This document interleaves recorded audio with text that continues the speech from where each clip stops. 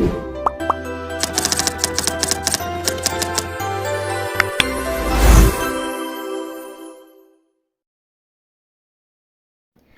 teman-teman, jadi kali ini aku bakal menjelaskan mengenai pemberontakan Pattimura di Maluku.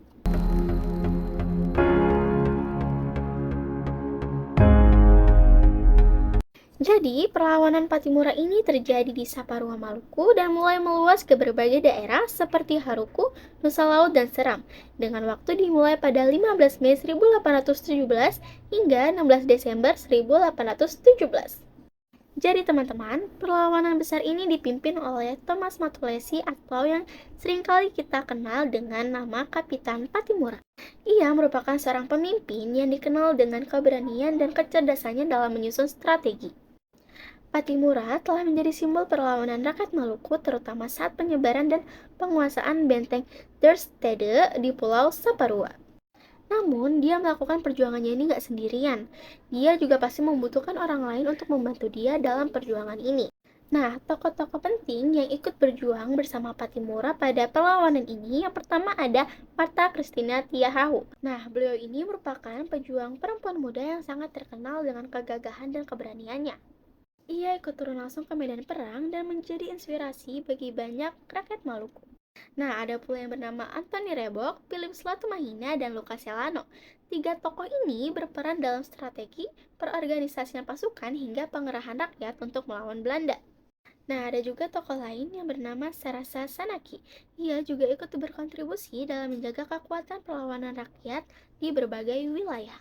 Nah, Pattimura bersama dengan tokoh-tokoh yang sudah saya sebutkan tadi itu membentuk fondasi perlawanan Maluku pada tahun 1817. Nah, mereka ini bahu-membahu dalam mempertahankan tanah kelahiran dari berbagai penindasan kolonial. Nah, setelah aku jelasin nih, siapa aja tokoh-tokoh yang ikut dalam pemberontakan di Maluku, aku bakal jelasin tentang latar belakangnya.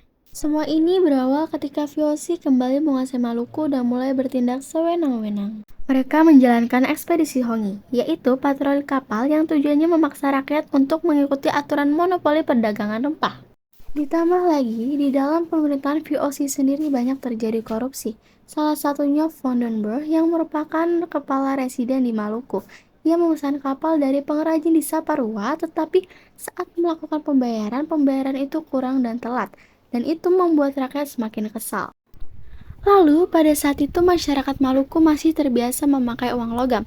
Namun, pemerintahan kolonial mulai memaksa penggunaan uang kertas, sementara uang logam lama-kelamaan hilang. Akibatnya, rakyat kesulitan bertransaksi, tapi harus tetap membayar pajak yang tinggi. Puncaknya, para pemuda Maluku dipaksa menjadi soldadu, yaitu tentara VOC yang dikirim ke Jawa. Mereka diangkut paksa dengan alasan menjadi milisi.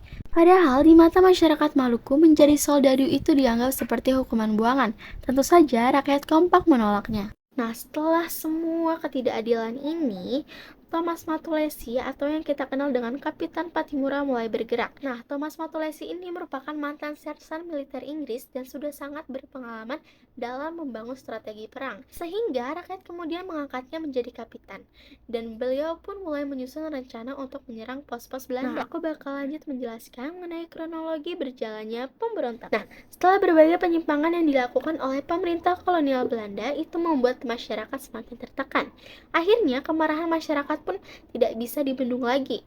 Nah, rasa marah, kecewa, terhina itu melebur jadi satu, sampai muncul semangat perlawanan di hati mereka. Di tengah situasi yang makin kacau, masyarakat Maluku mulai mengadakan pertemuan-pertemuan rahasia. Mereka berkumpul buat membahas apa yang sedang terjadi dan mencari jalan keluar dari penindasan. Dalam pertemuan inilah, Pattimura yang sebelumnya pernah bertugas sebagai sersan militer Inggris diangkat menjadi pemimpin atau kapitan. Tidak hanya dari satu wilayah, tokoh-tokoh penting dari Pulau Saparua, Pulau Haruku, Nusa Laut, sampai Seram memberikan dukungan. Nah, for your information, Saparua adalah kampung halaman Pattimura sendiri ya guys. Pertemuan besar itu dilakukan pada 14 Mei 1817. Dari musyawarah inilah muncul keputusan penting. Pasukan Pattimura akan menyerang Von den Burg yang saat itu bersembunyi dan memperkuat diri di benteng Dorstede, Saparua. Esoknya, pada tanggal 15 Mei 1817, serangan dimulai. Pattimura tidak sendiri. Ia dibantu oleh Paulus Tiahahu dan putrinya, pejuang perempuan yang sangat terkenal, yaitu Martha Christina Tiahahu. Keduanya berasal dari Pulau Nusa Laut dan punya peran besar dalam memompa semangat perlawanan. Setelah 2 hari mengepung benteng, akhirnya pasukan Pattimura melancarkan serangan besar. Dalam serangan ini, Vandenberg berhasil ditaklukkan. Kekalahan itu membuat gubernur Maluku yaitu Van Middelkoop langsung panik dan memerintahkan pasukan Belanda menyerang balik lewat Mayer Bridges. Tapi Pattimura sudah siap. Ia memasang ranjau-ranjau di bibir pantai Saparua. Jadi begitu pasukan Mayer Bridges mendarat pada 25 Mei 1817, mereka langsung terkena serangan mendadak. Mayer Bridges dan seluruh pasukannya gugur. Setelah 2 kali kalah telak, Belanda mencoba dengan cara halus. Mereka menawarkan perundingan damai, tetapi Pattimura tetap teguh dengan prinsipnya. Ia menolak bulat-bulat karena tahu Belanda hanya mencari celah. Saat itu, Belanda tidak tinggal diam. Mereka mengirimkan Overste Groot untuk menyerang. Mengetahui hal ini, Pattimura memainkan strategi licik dan brilian. Ia mengosongkan benteng Dorstede dan membawa pasukannya bersembunyi ke dalam hutan. Lalu, ketika pasukan Gurus ini tiba menemukan benteng kosong, mereka bingung, mengira bahwa Pattimura sudah menyerah. Tetapi sebenarnya itu hanya jebakan. Begitu Gurut lengah, Pattimura kembali dan langsung mengepung benteng dari segala arah. Serangan ini berhasil besar. Gurut dan semua pasukannya gugur.